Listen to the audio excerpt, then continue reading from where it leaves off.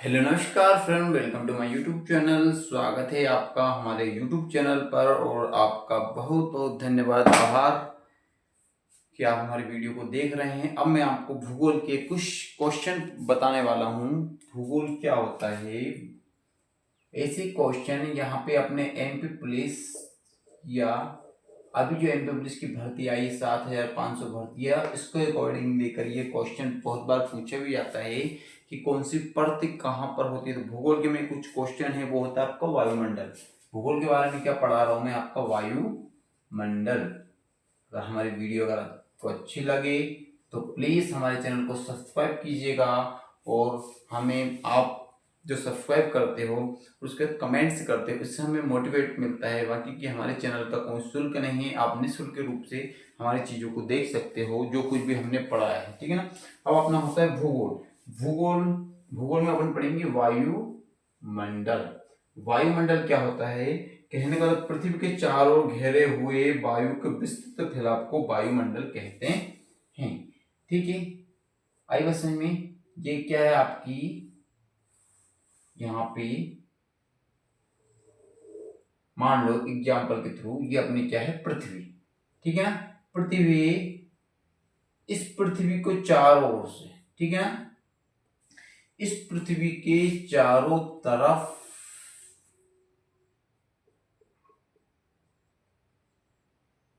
या इस पृथ्वी के अंदर भी इसको चारों तरफ घेर रखा है इसने। किसने घेर रखा है, वायुमंडल ने।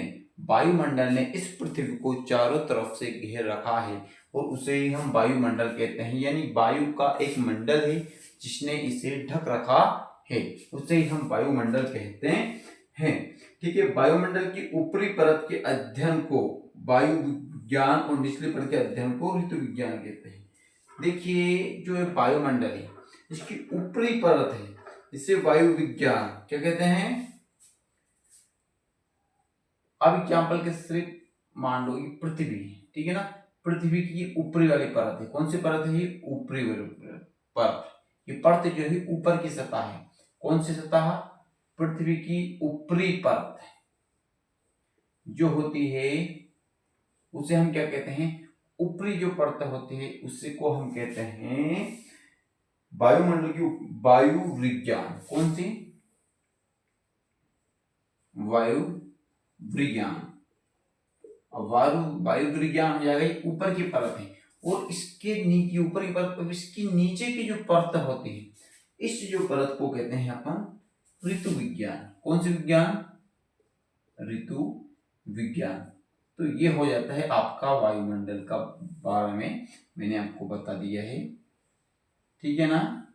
हाँ, तो वायुमंडल क्या होता है, पृथ्वी के चारों तरफ फैला हुआ जो आवरण होता है, ये मंडल होता है वो वायुमंडल। इसकी ऊपरी परत को वायु विज्ञान और निचली परत को ऋतु विज्ञान अपन कहते हैं, ठीक है ना। अब इसके बाद इसमें आयतन के अनुसार वायुमंडल में 30 मील के अंदर विभिन्न गैसों का मिश्रण है। कितनी गैसों का मिश्रण है इस वायुमंडल में, 30 मील के अंदर। कितने मील के अंदर, 30 मील के अंदर, 30 मील के अंदर, ठीक है। 30 मील के अंदर क्या है इसमें, ये ओके। 30 मील के अंदर इसमें 3 गैसें हैं। कौन कौन सी गैसें हैं, ये मान लो यहां से यहां तक की दूरी कितनी है, 30 मील। अब इसके अंदर 3 गैसें हैं। कितनी गैसें हैं, फर्स्ट, सेकेंड, थर्ड। अब 3 गैसें कौन कौन सी हैं वो आपको हम बताएंगे। पहली गैस है आपकी नाइट्रोजन। जो नाइट्रोजन होती है वो सबसे अधिक मात्रा में नाइट्रोजन, ओके। क्या हो जाएगा आपका नाइट्रोजन। नाइट्रोजन जो होती है आपकी 78.07%। क्वेश्चन पेपर में कैसे ही आ सकता है, पूछा जाता है कि वायुमंडल में नाइट्रोजन की मात्रा कितनी होती है, तो आपको ये बताना है नाइट्रोजन कितनी होती है। इसलिए मैं आपको 0 लेवल से पढ़ाऊंगा। ऑक्सीजन की जो मात्रा होती है, ऑक्सीजन, ठीक है ना। O2 की जो मात्रा होती है 20.93% होती है। ओके, अब देखिए यहाँ पे कार्बन डाइऑक्साइड क्या हो जाएगी आपकी, कार्बन डाइऑक्साइड एक गैस होती है आपकी CO2, इसकी मात्रा कितनी होती है 0.03। अभी भी आपकी शेष बची है आपकी आर्गन, क्या हो जाएगा एक और आर्गन, इसमें आर्गन भी मिक्सिंग में रहता है तो हो जाता है आपका 0.93%। ध्यान दें वैसे 3 गैस को काउंट किया जाता है, नाइट्रोजन, ऑक्सीजन और कार्बन डाइऑक्साइड, ठीक है ना। बट जहां पे आर्गन कभी कभी क्या रहता है, किसी किसी पेपर में आपको डायरेक्टली क्वेश्चन में इन दोनों को ऐड करके बोल देते कार्बन डाइऑक्साइड 0.93 पर 0.03 और 0.93% होता है, लेकिन ऐसा होता नहीं है। क्या रहता है, इन दोनों को ऐड करके बोल दिया जाता है, इसलिए फर्स्ट, सेकंड और यहाँ पे थर्ड गैस हो जाती है। तो सबसे ज्यादा यदि पूछा जाता है पेपर में क्वेश्चन कैसे बनते हैं, क्वेश्चन अपने यहाँ पे बनता है वायुमंडल में नाइट्रोजन की मात्रा, किसकी मात्रा, नाइट्रोजन की मात्रा। अब नाइट्रोजन की मात्रा हो जाएगी 8.07%। और पूछा जाता है वायुमंडल में सबसे अधिक मात्रा, एक क्वेश्चन और नाइट्रोजन की मात्रा, सबसे अधिक मात्रा कौन सी गैस की होती है, तो अधिक मात्रा कौन सी गैस की होती है, वो होती है आपकी नाइट्रोजन। ये क्वेश्चन भी पूछा जाता है, नाइट्रोजन का परसेंटेज भी पूछ लिया जाता है, और ठीक है ना। और उसके बाद एक क्वेश्चन और बन के आता है आपसे, वायुमंडल में ऑक्सीजन की मात्रा, किसकी, ऑक्सीजन की मात्रा। और ऑक्सीजन की मात्रा हो जाती है आपकी यहां से 20.93%, ठीक है ना। एक कभी कभी क्वेश्चन बन के आता है कि नाइट्रोजन के बाद वायुमंडल में कौन सी गैस की मात्रा सबसे अधिक होती है, दूसरे नंबर पे कौन सी गैस है, तो पहले नंबर पे नाइट्रोजन है तो दूसरे नंबर पे आपकी ऑक्सीजन हो जाएगी। इसलिए अपन को ना डरना है ना पीछे हटना है, हम जब जीरो लेवल से पढ़ रहे हैं इसलिए ना डरना है ना पीछे हटना है, जब जीरो लेवल से पढ़ रहे हैं तो सारी चीज़ों को अपने याद करके चलना है, ठीक है ना। अब ये हो जाता है आपका वायुमंडल। अब वायुमंडल में अभी क्या है, ये सिर्फ मैंने अभी आपको वायुमंडल के बारे में ही बताया है। वायुमंडल के बारे में बहुत सारी जानकारी है जो मैं आपको धीरे धीरे धीरे धीरे आपको हर एक चीज़ यहाँ पे कंप्लीट कर दूंगा। अब देखिए आपका वायुमंडल में पाए जाने वाली कुछ महत्वपूर्ण गैसें, ठीक है ना। अब इनके बारे में हम, ये मैंने अब सिर्फ नॉर्मल बताया है, अब इन गैसों के बारे में अपन क्या करेंगे, अब जानेंगे यहाँ पे, ठीक है ना। अब कैसे जानेंगे, देखिए मेरे पास इलेक्ट्रिक जो बोर्ड है वो नहीं है, पर जो है मैं उसी से आपको समझाने की कोशिश करता हूँ। अभी मार्केट में बोर्ड ऐसे चल रहे हैं, ऐसे हाथ फेरो खत्म, लिख दो, कलर बदल लो, लेकिन मेरे पास ओनली सिर्फ मेरा खुद का बोर्ड है जिनसे मैं बच्चों को पढ़ाता हूँ, ठीक है ना। अब आपके पास है वायुमंडल में पाए जाने वाले महत्वपूर्ण गैसें। तो वायुमंडल में पाए जाने वाली गैसें कौन कौन सी है मैंने आपको बता भी दी, लेकिन जो महत्वपूर्ण गैसें हैं, कौन सी गैसें हैं, महत्वपूर्ण गैस है, उन गैसों के बारे में आज अपन पढ़ेंगे, ठीक है ना। नाइट्रोजन, ऑक्सीजन, कार्बन डाइऑक्साइड क्या होता है, तो नाइट्रोजन किसके बारे में पढ़ेंगे अपन, नाइट्रोजन। नाइट्रोजन जो गैस होती है गैसों में सबसे अधिक होती है, आज अपन पढ़ेंगे नाइट्रोजन के बारे में। वैसे मैंने आपको एक क्वेश्चन का आंसर बता दिया है कि नाइट्रोजन सबसे अधिक होती है, हो जाएगा आपका नाइट्रोजन। नाइट्रोजन, अब नाइट्रोजन के बारे में अपन पढ़ेंगे क्या होता है, नाइट्रोजन में क्या है, नाइट्रोजन क्या कहना चाहता है, नाइट्रोजन, तो नाइट्रोजन ये होती है सबसे, परसेंटेज मात्रा क्या होती है, सबसे अधिक, सबसे अधिक। अब सबसे अधिक तो होती है बट कितनी होती है, 78.0.7%, ठीक है ना। पहला क्वेश्चन कंप्लीट हो गया।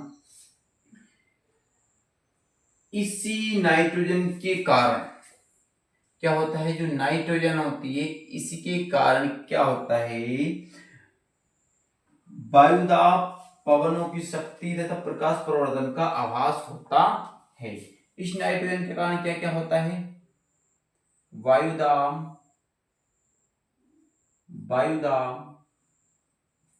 प्रकाश का परावर्तन,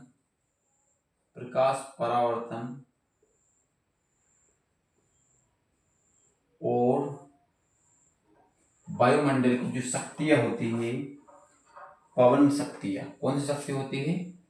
पवन शक्तियां,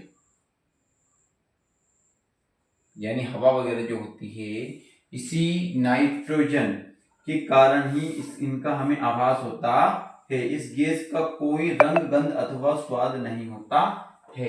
और नाइट्रोजन गैस जो होती है, ना इसका रंग होता है, ना इसकी कोई गंध होती है, और ना ही इसका स्वाद होता है। ठीक है ना। अब इन चीजों के बारे में हमने ये सीखा है। अब ये हो जाता है आपका नाइट्रोजन। अब नाइट्रोजन का सबसे बड़ा लाभ ये है कि ये वस्तु को तेजी से जलने से बचाती है। इसका यदि लाभ देखा जाए तो ये क्या करती है?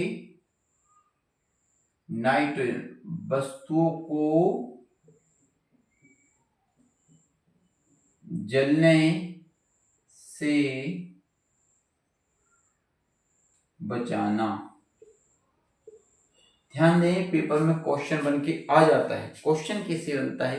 क्वेश्चन कहा जाता है निम्न गैसों में से कौन सी गैस है जिसको आग बुझाने के काम में उपयोग लिया जाता है या उपयोग किया जाता है। तो फिर आपको, जैसे कि आपने कहीं देखा होगा, पेट्रोल पंप वगैरह हो, स्कूल वगैरह हो, वहां पे आपका पास एक सिलेंडर रखा हुआ रहता है इस टाइप में।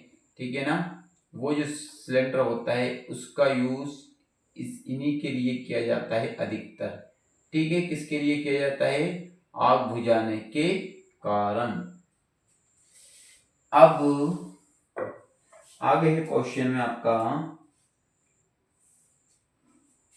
नाइट्रोजन से पेड़ पौधों से प्रोटीनों का निर्माण होता है। एक क्वेश्चन और पूछा जाता है, नाइट्रोजन से पेड़ पौधे जो होते हैं, क्या होते हैं आपके? पेड़ पौधे जो होते हैं,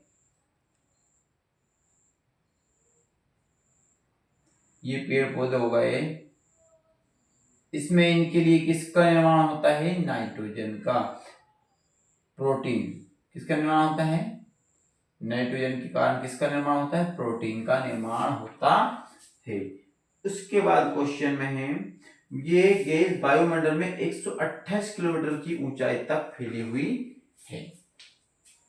ये गैस कितनी ऊंचाई तक? 128 किलोमीटर तक की ऊंचाई तक फैली हुई है।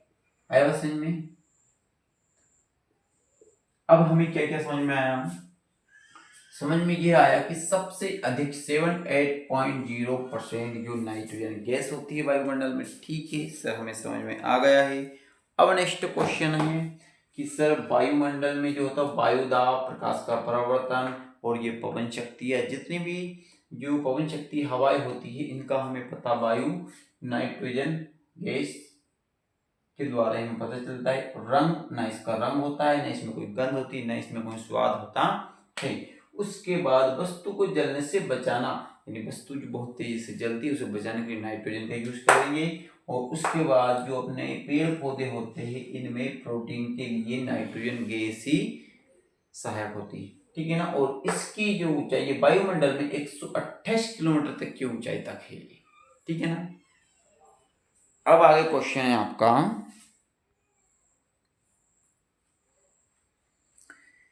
कि क्वेश्चन में है ऑक्सीजन। अब पढ़ेंगे अपन ऑक्सीजन के बारे में। ऑक्सीजन के बारे में जस्ट मैंने अभी आपको बताया है कि ऑक्सीजन वायुमंडल में कितने परसेंट होती है।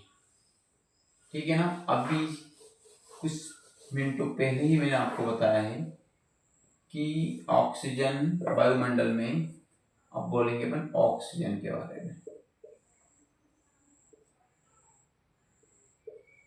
ऑक्सीजन, तो जो ऑक्सीजन होती है ये कितने परसेंट होती है? 20% से लगा के आपका 93% होती है। और ये वायुमंडल की दूसरी सबसे मात्रा में अधिक गैस है ना। दूसरे नंबर की गैस है, पहले नंबर की कौन है, नाइट्रोजन, दूसरे नंबर की क्या है आपकी, ऑक्सीजन, ठीक है ना। अब तीसरे नंबर की हो जाएगी कार्बन डाइऑक्साइड। अब दूसरे नंबर की आपकी ऑक्सीजन हो जाती है। अब ऑक्सीजन के बारे में, ये अन्य पदार्थों के साथ मिलकर जलने का कार्य करती है। ऑक्सीजन, क्या आप यह बताइए, क्यों पेट्रोल वगैरह हुआ, पेट्रोल है, क्या है, पेट्रोल हुआ या कोई सी भी गैस हुई या अपना केरोसिन हुआ, बगैर ऑक्सीजन के नहीं जल सकता, ठीक है ना।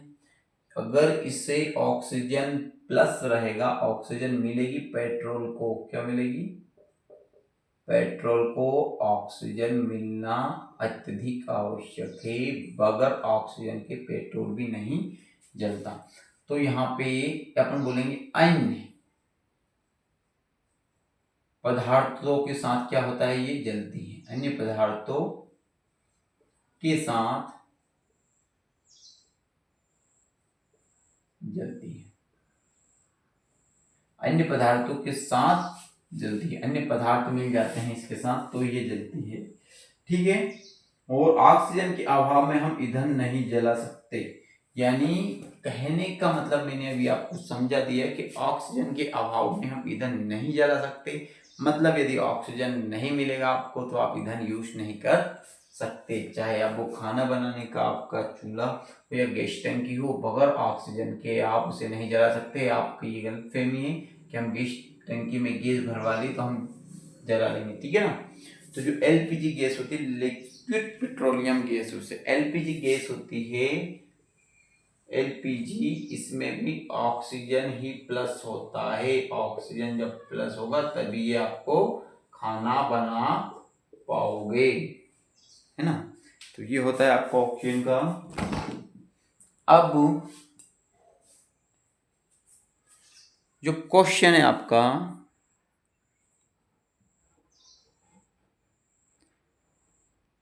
सॉरी थोड़ा सा स्टेन हिल गई थी। अब क्वेश्चन है आपके सामने, अन्य पदार्थों के साथ जलती है, उसके बाद ऊर्जा का मुख्य स्रोत है, ये वायुमंडल में 64 किलोमीटर की ऊंचाई तक फैली हुई है, परंतु 16 किलोमीटर से ऊपर जाकर इसकी मात्रा बहुत कम हो जाती है, ठीक है ना। ये ऊर्जा का क्या है, ये ऊर्जा का स्रोत है, पहली कंडीशन।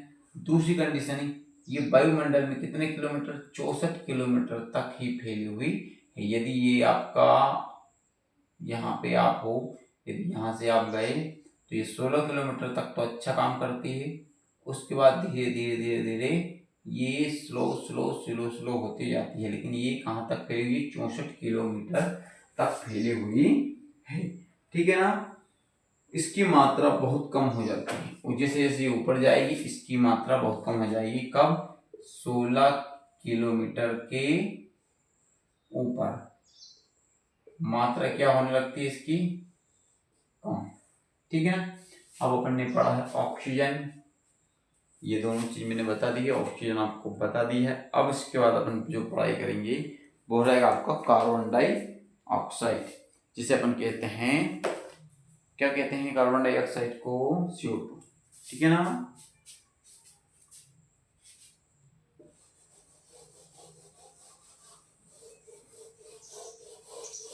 कई बार बहुत सारे पेपरों में पूछा गया है सारी चीजों के बारे में। अब कार्बन डाइऑक्साइड, अब अपन पढ़ेंगे CO2 यानी कार्बन डाइऑक्साइड।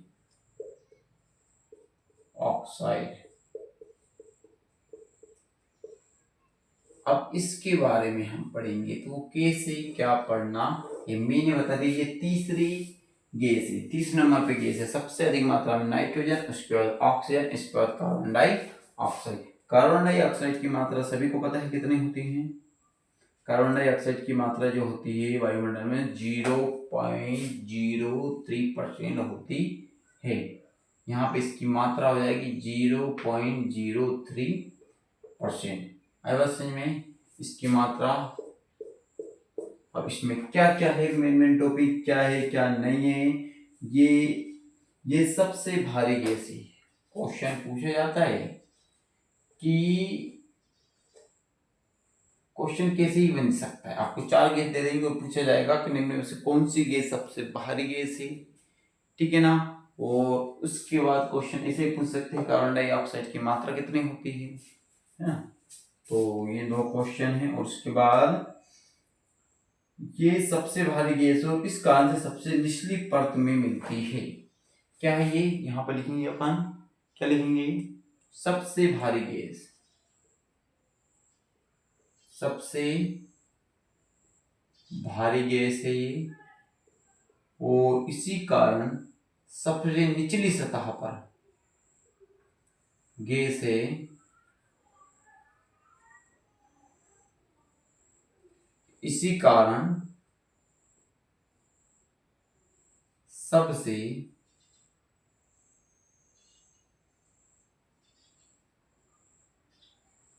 निचली सतह पर,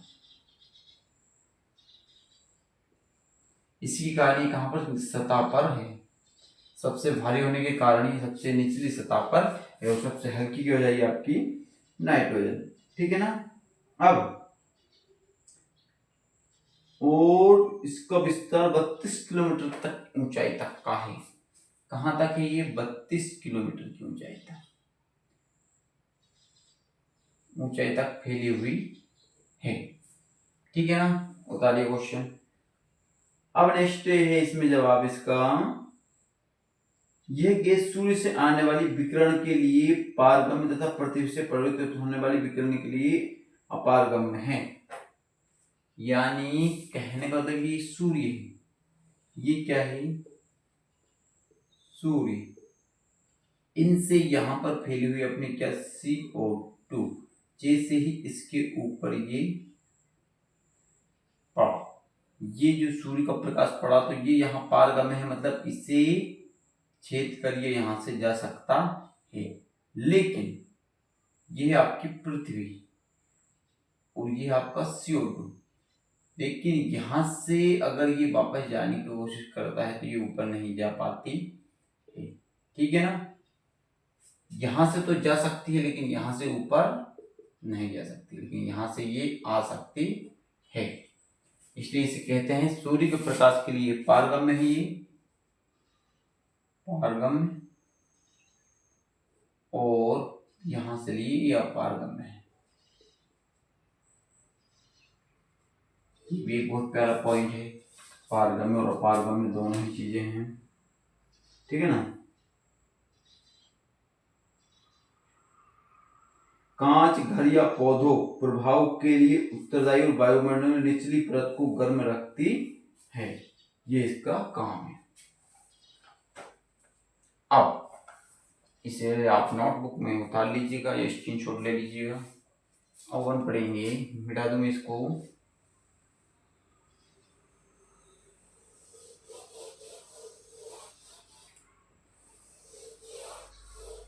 आर्गन, इसके बारे में पढ़ेंगे अपन। ओजोन,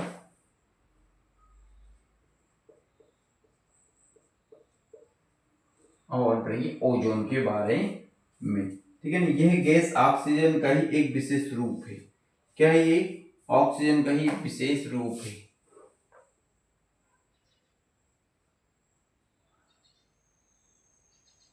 ऑक्सीजन का विशेष रूप है, ऑक्सीजन का विशेष रूप है। फर्स्ट वाला पॉइंट नोट करिएगा। सेकेंड वाला पॉइंट क्या कह रहा है आपका?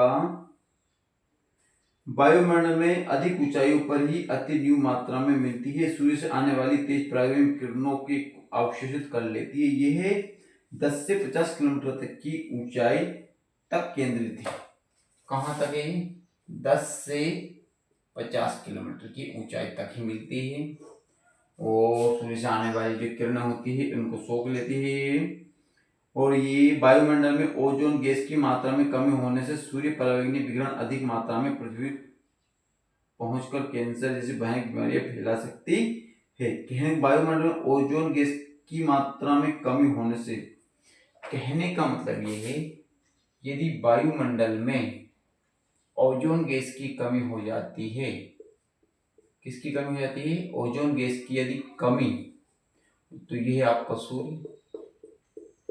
अब यदि यहाँ से जो किरणें आ रही है यदि इसकी कमी होती है तो पृथ्वी पे जो परावैंगनी किरणें आती है, कौन सी किरणें? परावैंगनी किरणें। परावैंगनी किरणें के मतलब ये होता है कि ऐसी किरणें जो व्यक्ति के स्वास्थ्य के लिए हानिकारक होती है, वो कौन सी किरणें होती है? आपकी परावैंगनी किरणें। इनसे क्या व्यक्ति के स्वास्थ्य पर बहुत गहरा प्रभाव पड़ता है, लेकिन ओजोन गैस की वजह से ही हम अभी तक सुरक्षित है। पृथ्वी पर पहुंचकर कैंसर जैसी भयानक बीमारियां फैला सकती है। अगर ये आती ही किरणें तो पृथ्वी पर कौन सी? कैंसर की तरह बहुत बीमारियां, भयानक बीमारियां फैला सकती है। क्वेश्चन बन के आ जाता है कौन सी गैस है जो कैंसर प्रतिरोधक का काम करती है? ये कैंसर जो सूर्य से आने वाली परावैंगनी किरणों को अवशोषित कर, उनको परावर्तित कर कैंसर जैसी बीमारियों से लोगों को बचाती है। तो उस सर्वश्रेष्ठ सबसे पहले आप आंख मिच के ओजोन पर टिक कर देना, ठीक है ना। ये सारी चीजें बताई है मैंने और इसके बारे में आपको पता भी होना चाहिए। अब अपन पढ़ेंगे कल वायुमंडल की संरचना। वायुमंडल जो होता है, सौरमंडल, क्या पढ़ेंगे अपन? वायुमंडल की संरचना। किसकी संरचना? वायुमंडल की संरचना। जो वायुमंडल होता है, वायुमंडल को मैं आपको बता देता हूं कितने भागों में बांटा गया है। यहाँ पे आपका हो जाता है सबसे पहले तो क्षोमंडल। कौन सा मंडल हो जाता है? वायुमंडल के अंदर भी मंडल है क्षोमंडल। क्षोमंडल के बाद हो जाता है आपका समताप मंडल। समताप मंडल, ठीक है। समताप मंडल के बाद आपका मंडल हो जाता है ओजोन मंडल। कौन सा मंडल? ओजोन मंडल। ओजोन मंडल के बाद आपके पास हो जाता है आयन मंडल। कौन सा मंडल? आयन मंडल। आयन मंडल के बाद एक और मंडल आता है आपका वाहमंडल। कौन सा मंडल? वाहमंडल, ठीक है ना। आपकी पांचों ही मंडल है। इन सभी पांचों मंडल के बारे में हम कल पढ़ेंगे। अगर वीडियो अच्छा लगे तो प्लीज लाइक, सब्सक्राइब, कमेंट कीजिएगा और हमारे चैनल को सब्सक्राइब कीजिएगा और शेयर कीजिएगा। थैंक यू सो मच हमारे वीडियो को देखिए।